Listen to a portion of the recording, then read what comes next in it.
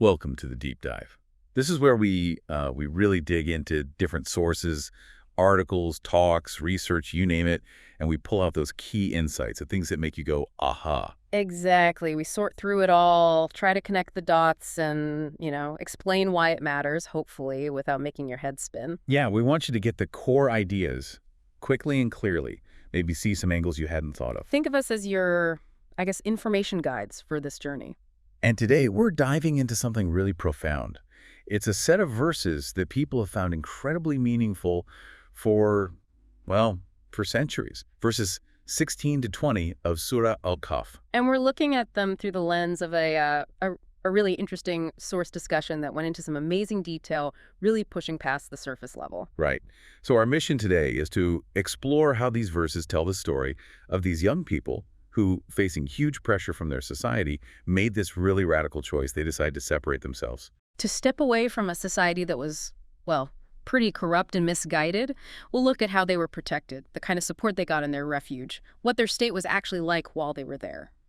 And then, eventually, their return, kind of, to observe the world they'd left. And the insights here, especially viewed through this source discussion, are incredibly relevant for us today, aren't they? Absolutely. I mean, how do you hold on to your values when everything around you seems to be pulling you the other way? Where does that inner strength come from? How do you handle all the pressures of modern life without, losing yourself? Exactly. So this deep dive is really about finding some tangible perspectives on those questions, getting those aha moments you can actually reflect on and maybe even apply.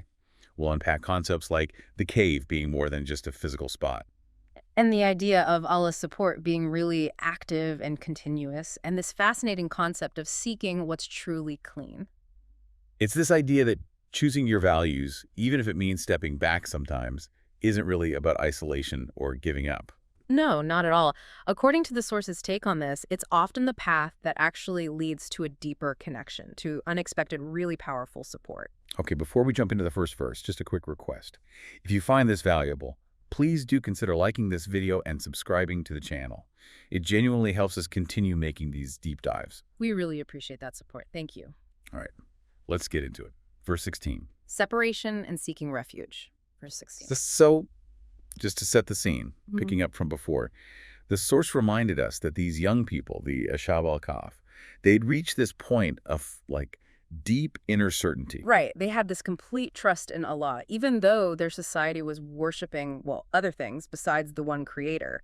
And this trust actually led to Allah strengthening their hearts, increasing their conviction. And it wasn't just that society was misguided passively. No, it was actively involved in shirk associating partners with Allah, and it was pressuring them to do the same. That's the context. Okay, so verse 16 is their response, their action that flows from that inner resolve. Exactly. It says, and when you have withdrawn from them and that which they worshipped other than Allah, retreat to the cave. And the source really focused on that word for withdrawn.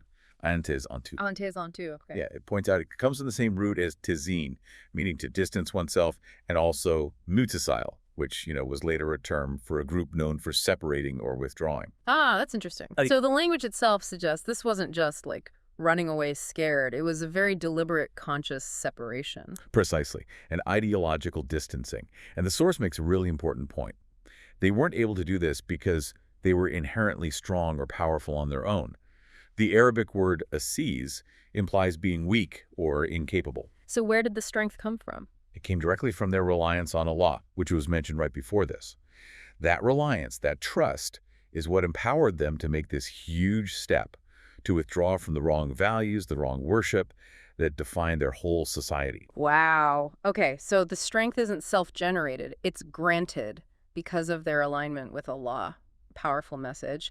And then retreat to the cave. Yes, but the source urges us to see the cave as more than just, a hole in the rock. It's symbolic. It represents a protective space. That space for what? For their values, for their beliefs, for their connection to Allah. It's like building a sanctuary for their faith, away from the corrupting pressures trying to crush it. Okay, so it's about safeguarding what's truly important, not just hiding physically. A refuge for the heart and soul. That's the interpretation the source offers. And crucially, the verse doesn't just leave them there, isolated. It continues with the promise from Allah. Right, the response to their courageous step. It says, your Lord will unfold for you part of his mercy and prepare for you from your affair easy a facility. And that last part, prepare for you from your fair ease of facility, uses a specific word. Mirfak. Mirfak. I remember the source discussion linked this to Rifik, meaning friend or companion. Exactly. And it drew this really neat analogy with mifta, which means key.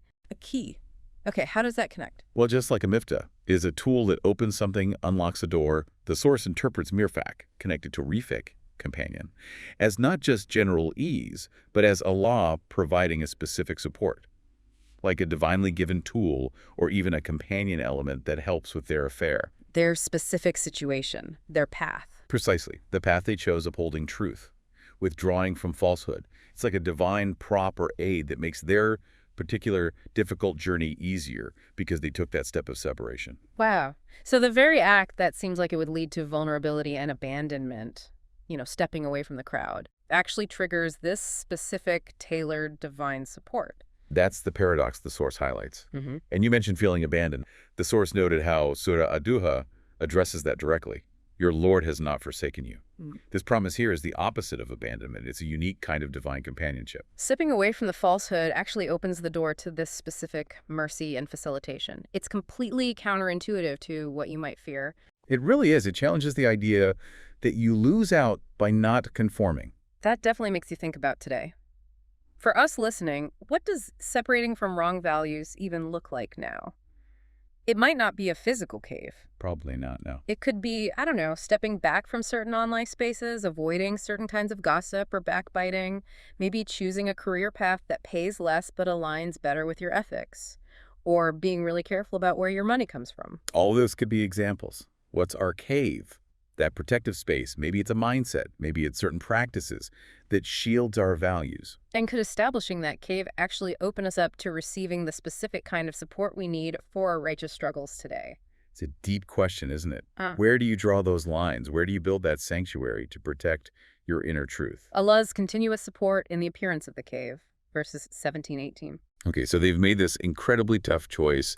They've withdrawn to their cave, trusting in Allah's promise. What happens next? What's it actually like in the cave? Verses 17 and 18 give us some fascinating details. They really do. And the source discussion unpack these with some really captivating interpretations. Verse 17 starts with this description of the sun.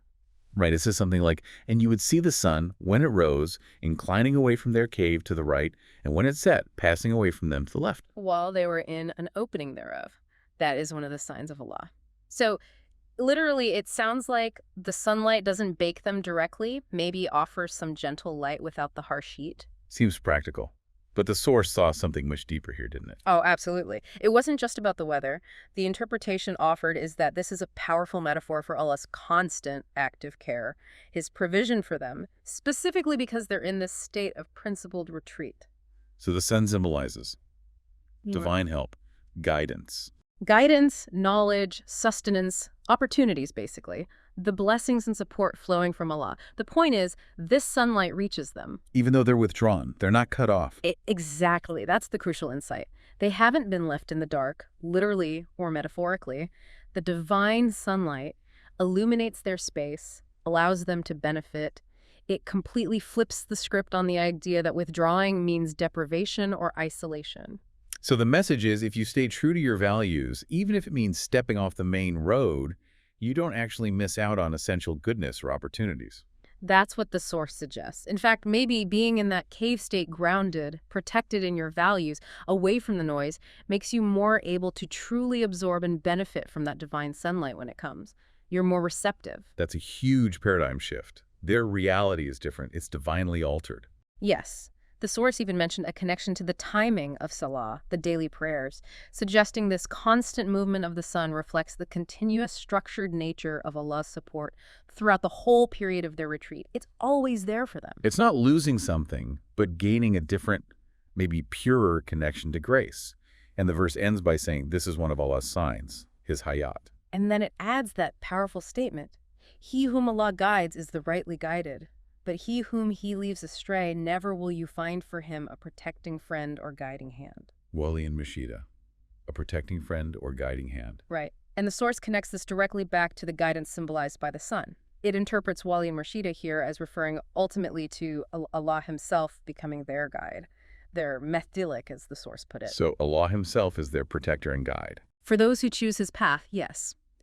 He illuminates their way. The source used the image of a torch, masalayebi, with clear signs. But for those who turn away, they can search forever, accumulate all sorts of worldly guides and protectors, but they won't find that true wali and mushida. Allah provides the light, and it penetrates even the cave. Okay, so the guidance is active. It's reaching them because of their choice. Then verse 18 gives this amazing description of their state inside the cave. It really is remarkable, and you would think they were awake while they were asleep.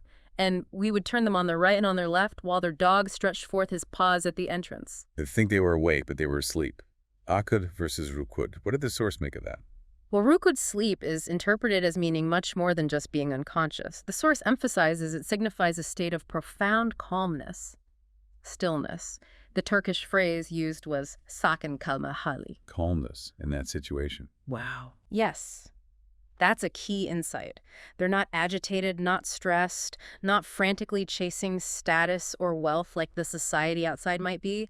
They are settled, grounded, experiencing deep inner peace. That's the real meaning of their rukud here. So it's another paradox. The outside world looks busy, awake, but might be spiritually asleep. These guys look asleep, inactive, but they're actually in a state of inner calm that means they're more truly awake to reality. That's exactly the contrast the source drew. It highlighted how their calm state is the opposite of things like constantly needing to prove yourself, or being aggressive and irritable, or causing decay in society. They embody tranquility. And the part about being turned side to side. Nukwala buhum. The source saw that symbolically, too, not just for physical health, but showing they're inwardly alive, active, being constantly renewed, kept spiritually vibrant, even while outwardly still. Their inner life isn't stagnant. And the dog at the entrance. Basundhir bilwazid. Seen as another sign of the divine protection. Even the creature is part of the safeguard around their refuge. So putting 17 and 18 together, it's a picture of incredible grace, continuous divine support like sunlight, and this deep inner strength, peace, and vitality found precisely within what looks like withdrawal and inactivity. The world might see them as having checked out, as failures even, but internally, they are protected, guided, calm, connected to truth.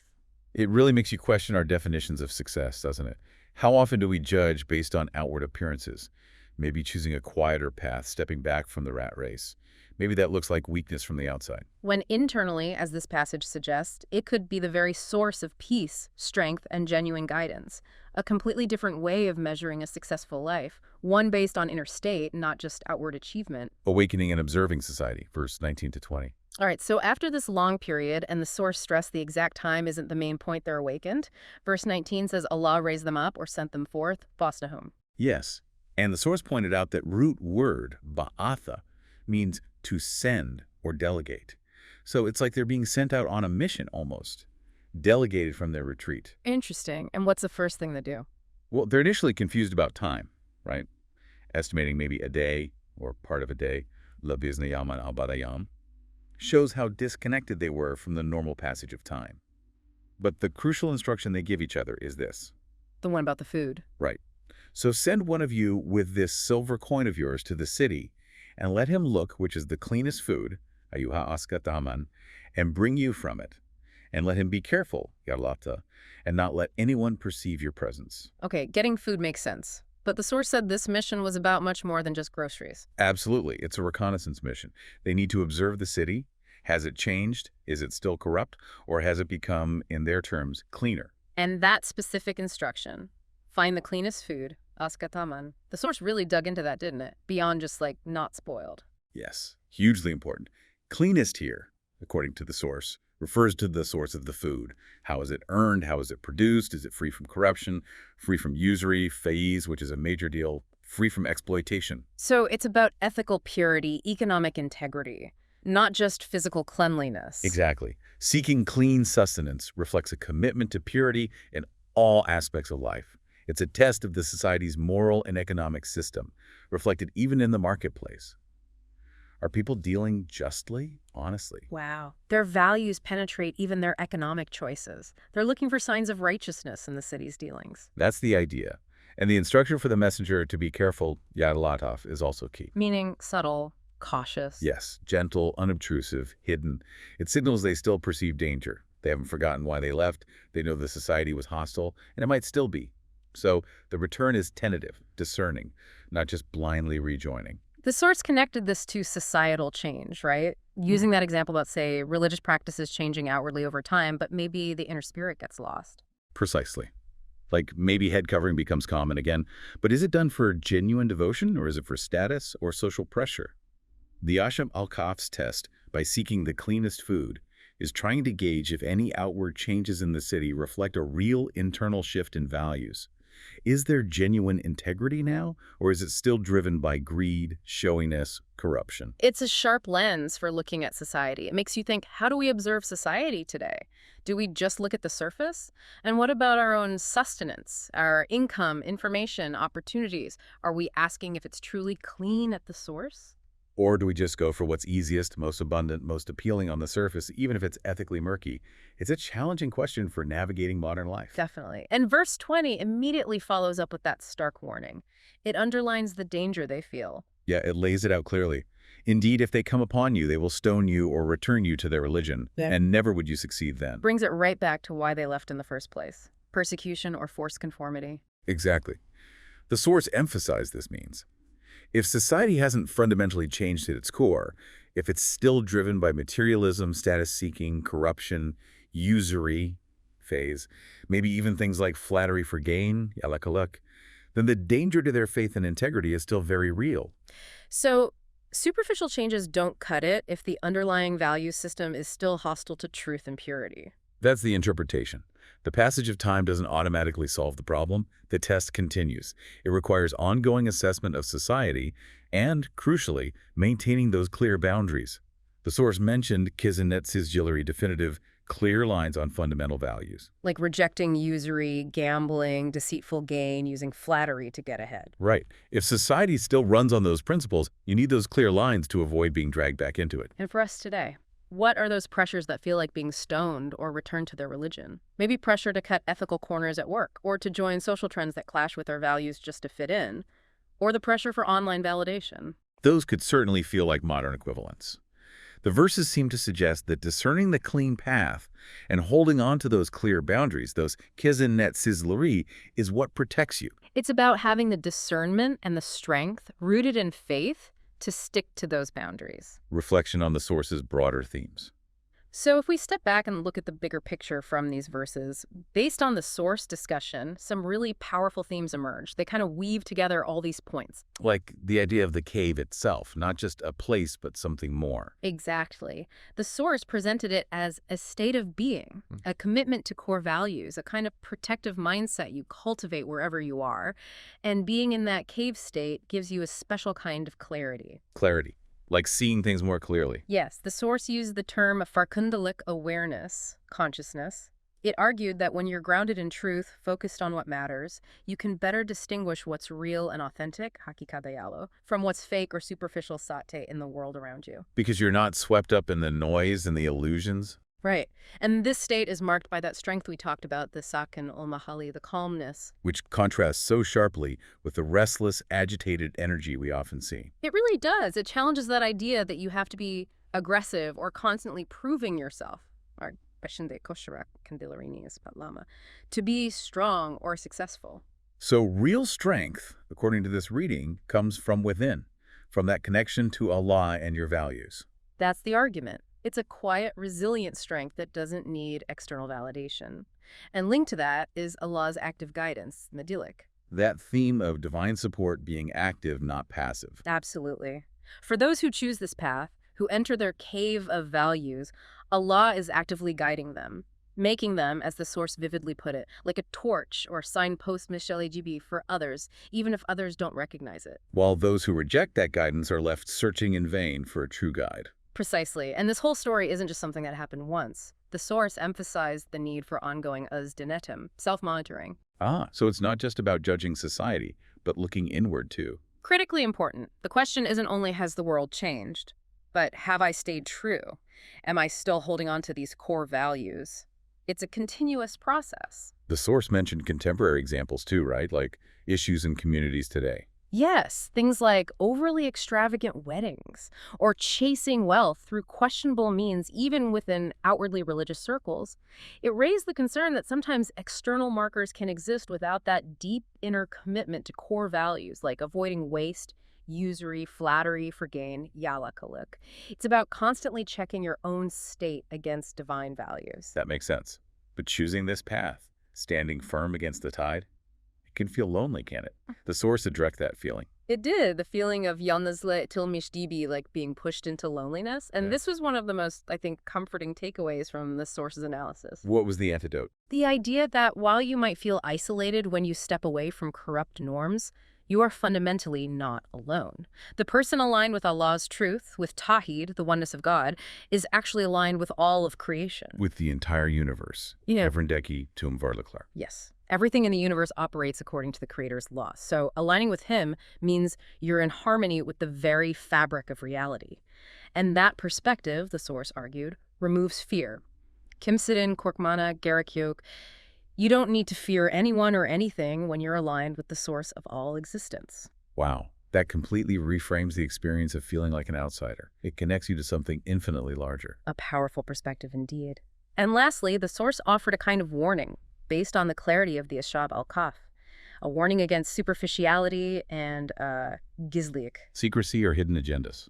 Right. Cautioning against just adopting outward religious appearances without the inner substance or resorting to secretive tactics. True strength, the source suggested, comes from being open, clear, consistent in your values, like the companions were, in their commitment, even in seclusion, not relying on show or hidden maneuvering. Okay, so pulling it all together, the main message, the core lesson from these verses, isn't really about the miracle of how long they slept or exactly how many there were. No, those details serve the story, but the central point, as the source insisted, is timeless. It's about holding onto values, withdrawing from corruption, mentally, ideologically, physically if needed, receiving Allah's unique support, and the ongoing need to discern the state of the world and your own heart. A blueprint, really, for integrity and finding divine support in challenging times. Outro. Well, that brings us to the end of our deep dive for today, exploring verses 16 to 20 of Surah Al-Kahf, really drawing on that insightful source discussion. We've journeyed with the Al-Kahf from their brave decision to separate for their values, looked at the incredible divine protection and support they received, Understood the deep inner strength and peace they found in their calmness, watched their mission to observe the world by seeking what's clean. and reflected on why that continuous self-awareness and holding firm boundaries is so crucial for us too. If we had to boil it down, maybe some summary slogans based on the source's insights might be: True refuge is built on values. Allah's support shines even in the caves. Real strength is inner calm, not outer noise. Always seek the cleanest path. Know yourself, know the world. Powerful reminders. And the implications, as the source concluded, are very direct for us. Yes, and that leads to the final thought we want to leave you with, something to mull over. In our world today, with all its specific pressures, the noise, the confusion about values, the pressure to just go along, how can you practically apply these lessons? How do you identify and nurture your cave, that vital space to protect your values and find inner peace? And how do you ensure that your life, your choices, your work, how you get what you need, genuinely reflects that pursuit of what is truly ethically clean, as this passage, illuminated by the source, encourages? It's really a call to live more consciously, with resilience, grounded in truth. We really hope this deep dive has given you some valuable things to think about. We'll continue exploring Surah Al-Kahf and other fascinating sources in our next session. So please join us again for more exploration of timeless wisdom for today's world. And one last time, if you did find value here, we'd be so grateful if you could take a second to like this video and subscribe to the channel. That support really does help us keep these conversations going. Thank you so much for listening.